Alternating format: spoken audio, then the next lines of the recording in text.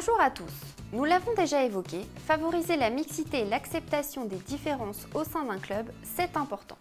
Mais voyons aujourd'hui comment s'interdire toute forme de discrimination. Le football est une langue universelle. Tous les 4 ans, la Coupe du Monde rassemble plus de 3 milliards de téléspectateurs. Bref, le foot transcende le sexe, la couleur de peau, la nationalité et la religion. Et même à l'échelle d'un pays. La force de France 98 a justement été de rassembler tous les citoyens derrière son équipe Black, Blanc, Beurre. Il n'y a pas de raison pour qu'il en soit autrement à votre niveau, à celui de votre club. Votre équipe sera soudée et performante si vous parvenez à faire accepter à chacun leurs différences. Il n'y a aucune raison pour que Louise soit mise de côté parce qu'elle porte un maillot du PSG alors que le reste du groupe supporte l'OM. Si l'on interdit la discrimination dans nos clubs, c'est d'abord parce que c'est la loi. Et même à 10 ans, vos petits protégés doivent le comprendre. Les discriminations sont passibles de poursuites judiciaires. Le foot est de plus une école de la vie. Il faut donc aussi que les joueurs prennent conscience des risques du racisme et de tous les comportements d'exclusion. La moindre remarque peut vite dégénérer en bagarre générale. Et ça peut aller très loin. En octobre 2013, une insulte raciste lors d'une rencontre amateur s'est soldée par 6 blessés, dont un grave. Donc ok, c'est la loi. Mais ce qui nous intéresse avant tout, c'est le jeu.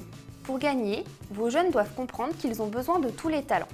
Dans une équipe, il est par exemple nécessaire d'avoir des joueurs de grande taille à l'aise dans les airs, des joueurs rapides pour déborder, des joueurs solides pour récupérer la balle.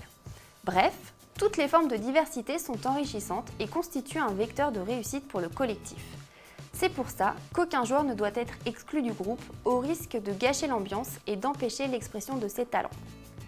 Ce sera le cas si David surnomme Gino de Pepperoni à longueur d'entraînement. Il risque de se sentir blessé et toute l'équipe pourrait avoir à en pâtir, soit parce que Gino répercutera sa haine sur ses autres coéquipiers, soit parce qu'il voudra quitter le club. En somme, vous ne devez tolérer aucune moquerie, aucun commentaire discriminant, qu'il porte sur la couleur de peau, la religion, le sexe ou le handicap. Et si l'un de vos joueurs ose, il devra être mis sur le banc. S'il continue, vous devrez l'exclure de l'entraînement.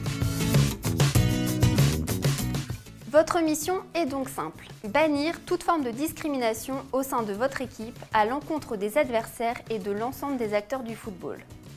Mais elle est en même temps triple. N'oubliez pas d'abord que vous avez un rôle de modèle pour vos joueurs. Ils vous admirent et vous respectent et ont naturellement tendance à vous imiter. Ensuite, votre rôle consiste aussi à les sensibiliser aux possibles conséquences de leur comportement sur la vie du groupe. Et vous devrez enfin être juge et sanctionner les comportements discriminants.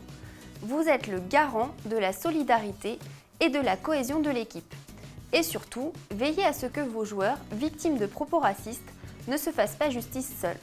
En match, rappelez-leur d'alerter l'arbitre immédiatement, et ce, sans répondre aux provocations. La balle est dans votre camp, à bientôt!